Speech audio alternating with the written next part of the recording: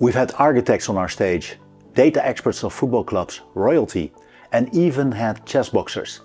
But this is the first time we welcome a professional dancer, and not just anyone. In 2019 he wrote history by winning the Swan, the most prestigious dance award of the Netherlands, being the first self-taught hip-hop dancer ever to win such an award. Rido has its very own successful theatre shows and TV productions, and he, among others, opened the Eurovision Song Contest. He also does a lot of work with youth and government authorities, because he is a man with a message which is so relevant in current days, even for insurers and insurtechs. With the right attitude and mindset, everything is possible, as long as you avoid making excuses. No excuses, no limits. Please, a big hand, Rido.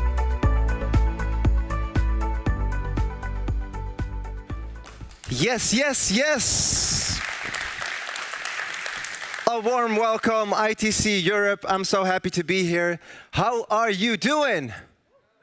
Yeah? Okay, it's gonna be a bit different because we have a dancer on stage here during the ITC Europe. Today I'm here to share my story, but more importantly, to share my passion with you all. I hope that sounds good. Yes? Okay, are you in for a treat? Great, great, because it's gonna be fun. Before I go into that, I just want to say, I am. I am are the most powerful words in existence, because whatever you put behind that, you can or you will become. Well, before saying that, before saying proudly who I am, I have a message today for you. I have a message today that I want to share, and hopefully you take it home. You'll take it in your personal lives, in your organizations. This message helped me overcome many challenges and many difficult moments in my life. This message for you today is no excuses, no limits. And what I mean by this is that in life, many things are possible as long as you don't create any excuses along the way. The minute you create an excuse, you are creating that barrier. You are creating that limitation. I've learned from a young age, before saying things are not possible or I can't do it, I learned to try things my own way.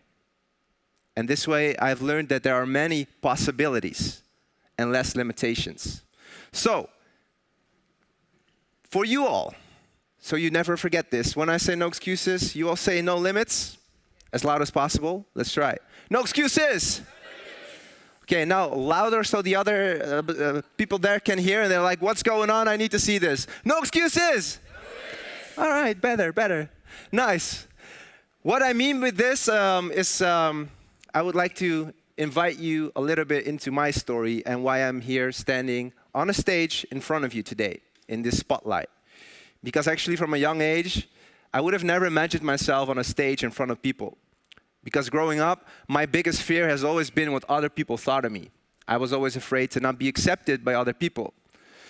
It's not strange because imagine yourself walking around in public places and people stare at you. They whisper about you, they laugh at you, they point at you. To me, that happened on a daily basis, and what that did is it took a lot of confidence out of me. A lot of times I asked myself, why me? Why me? Why this has happened to me and not just somebody else? I had a lot of questions, but I couldn't get the answers to it. A lot of times I would wake up and I would dream that in my dream everything would be normal. Or I would dream about being famous and acting in movies and being on television so everybody would know I was. So I didn't have to explain myself all the time. You see, I was born a bit different than probably most of you here. I was born with a shorter right arm. And on my right hand, instead of 5 fingers, I only have 2 fingers, as you can see. But what is cool to say? Peace, ITC Europe, what's good? Or not? On my left hand, I was born with only 3 fingers instead of 5, but I found a solution to get a handshake, and maybe a cool handshake. So instead of a high 5, I give you all a high 3. So maybe you can do it right now. What you do is you put 3 fingers up in the air, and for now, just give the person who's sitting next to you a high 3, and you say the magic words, friends forever. Right? Maybe you don't know this person at all now, but now you are friends forever. So yes, I called it. I was also born with a shorter right leg, and on my right leg I wear a prosthetic You can't see it now because I'm wearing long pants, but hey, why not? You want to see my leg? 4 people. Nice. All right. Can I get a drum roll? Yeah. Yeah, I don't have the sound effect yet, so I need you. Okay, here it comes. Woohoo! Shoo! Ta-da! This is my leg. Can you see it in the back? Made with technology. Yes.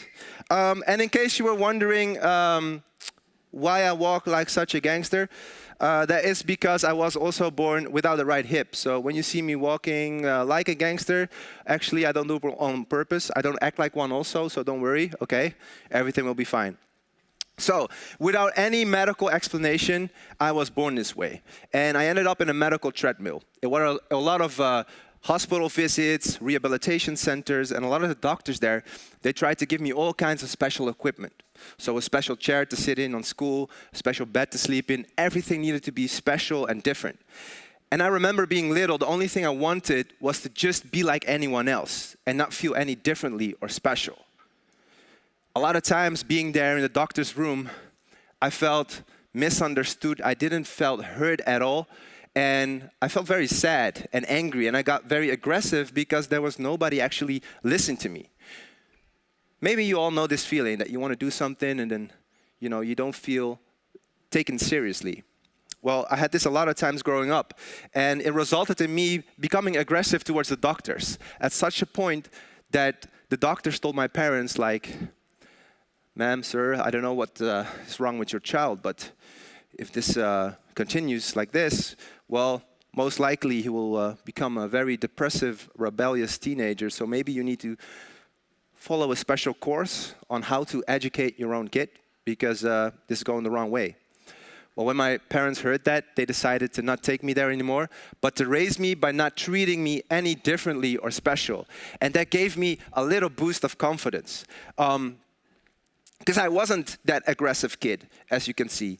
I wasn't. I was cute, unless not all the time. Because you have no idea what was in that cup.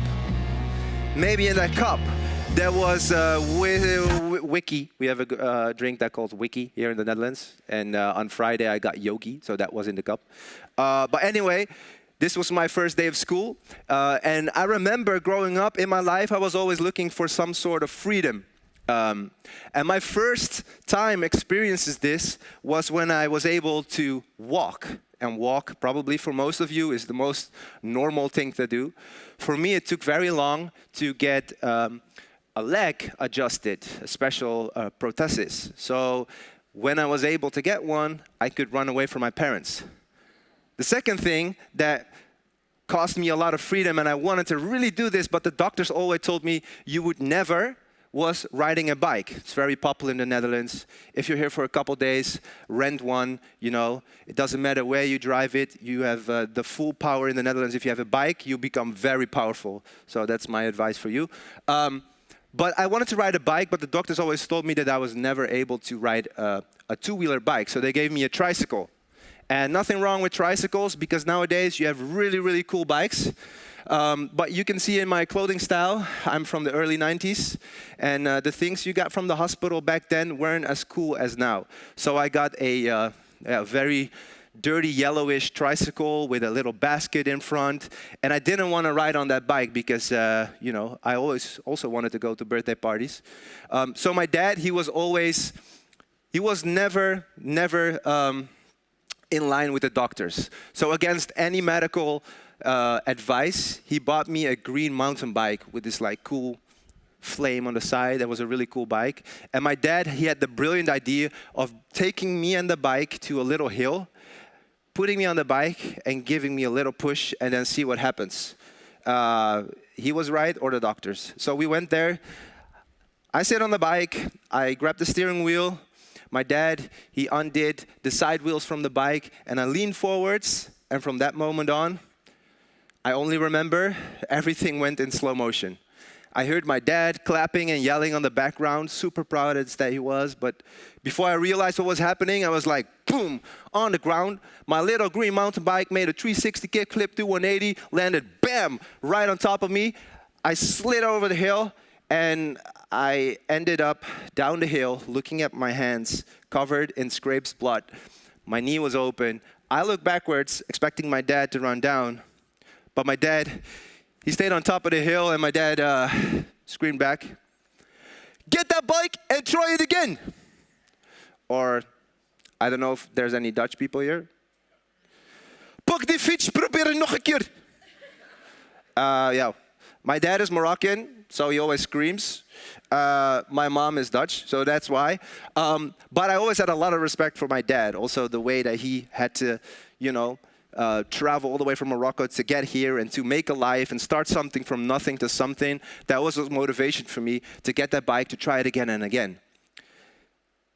I went from riding a bike to getting more confidence, and I started to realize that there were more possibilities instead of limitations.